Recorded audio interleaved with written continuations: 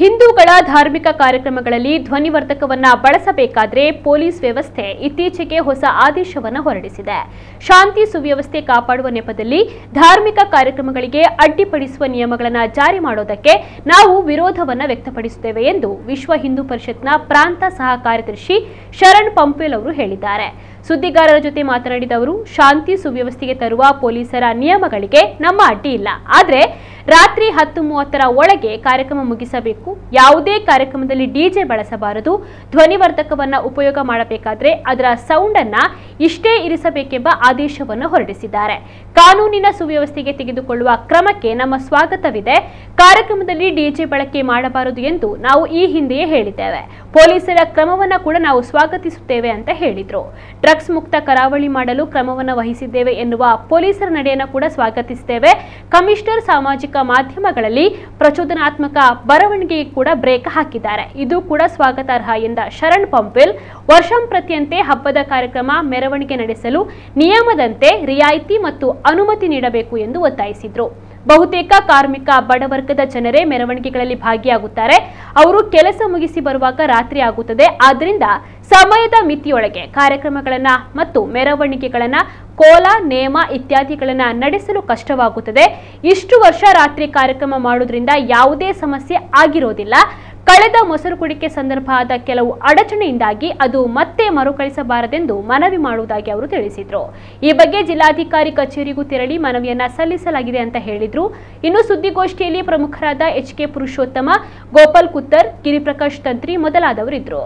ಒಟ್ಟು ಜಿಲ್ಲೆಯಲ್ಲಿ ಕಾನೂನಿನ ಸುವ್ಯವಸ್ಥೆಗೋಸ್ಕರ ಬೇರೆ ಬೇರೆ ರೀತಿಯ ಕ್ರಮಗಳನ್ನು ತೆಗೆದುಕೊಳ್ತಾ ಇದ್ದಾರೆ. ಉದಾಹರಣೆಗೆ ಹೇಳಬೇಕಾದ್ರೆ ಕಾರ್ಯಕ್ರಮದಲ್ಲಿ ಡಿಜೆಯನ್ನು ಉಪಯೋಗ ಮಾಡಬಾರ್ದಂತ ಹೇಳಿದ್ದಾರೆ. ಇದನ್ನು ನಾವು ವಿಶ್ವ ಹಿಂದೂ ಪರಿಷತ್ ಸ್ವಾಗತ ಮಾಡ್ತೀವಿ. ಇನ್ನು ಎರಡನೇದು, ಇವತ್ತೇನು ಡ್ರಗ್ಸಿಗೆ ಸಂಬಂಧಪಟ್ಟ ಹಾಗೆ ಡ್ರಗ್ಸ್ ಮುಕ್ತ ಕರಾವಳಿಯನ್ನು ಮಾಡಬೇಕೆಂಬಂತಹ ಉದ್ದೇಶದಿಂದ ಇವತ್ತು ಮಂಗಳೂರಿನ ಪೊಲೀಸ್ ಕಮಿಷನರ್ ಏನು ಕ್ರಮವನ್ನು ತೆಗೆದುಕೊಳ್ತಾ ಇದ್ದಾರೆ. ಇದನ್ನು ಕೂಡ ನಾವು ಸಂಪೂರ್ಣ ಅವರಿಗೆ ಸ್ವಾಗತ ಕೊಡ್ತೀವಿ, ಸಹಕಾರವನ್ನು ಕೊಡ್ತೀವಿ. ಭಾಳ ಒಳ್ಳೆಯ ಕೆಲಸವನ್ನು ಇವತ್ತು ಪೊಲೀಸ್ ಕಮಿಷನರ್ ಮಾಡ್ತಾ ಇದ್ದಾರೆ. ಇವತ್ತು ಸಾಮಾಜಿಕ ಮಾಧ್ಯಮದಲ್ಲಿ ಬೇರೆ ಬೇರೆ ರೀತಿಯ ಪ್ರಚೋದನಾತ್ಮಕ ಬರವಣಿಗೆಗಳು ಇವತ್ತು ಕಡಿಮೆ ಆಗ್ತಾ ಇದೆ.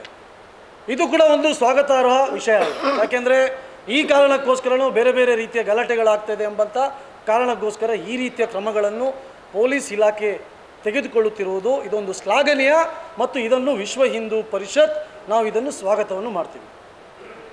ಆದರೆ ಶಾಂತಿ ಸುವ್ಯವಸ್ಥೆಯ ನೆಪದಲ್ಲಿ ಇವತ್ತೇನು ನಮ್ಮ ಧಾರ್ಮಿಕ ಕಾರ್ಯಕ್ರಮಗಳಿಗೆ ಅಡ್ಡಿಪಡಿಸುವಂಥ ನಿಯಮಗಳನ್ನೇನು ಪೊಲೀಸ್ ಇಲಾಖೆ ಇವತ್ತು ಜಾರಿ ಮಾಡ್ತಾ ಇದೆ, ಇದನ್ನು ವಿಶ್ವ ಹಿಂದೂ ಪರಿಷತ್ ನಾವು ಬಲವಾಗಿ ಇವತ್ತು ಇದಕ್ಕೆ ನಾವು ವಿರೋಧವನ್ನು ಈ ಸಂದರ್ಭದಲ್ಲಿ ನಾನು ವ್ಯಕ್ತಪಡಿಸ್ತಾ ಇದ್ದೀನಿ. ತುಳುನಾಡು ಅಂತ ಹೇಳಿದ ತಕ್ಷಣ ನಮ್ಮ ಇಲ್ಲಿಯ ಸಂಸ್ಕೃತಿ ಅದೊಂದು ನಮ್ಮ ಕರ್ನಾಟಕವನ್ನು ತೆಗೆದುಕೊಂಡರೆ ವಿಶೇಷವಾಗಿದೆ.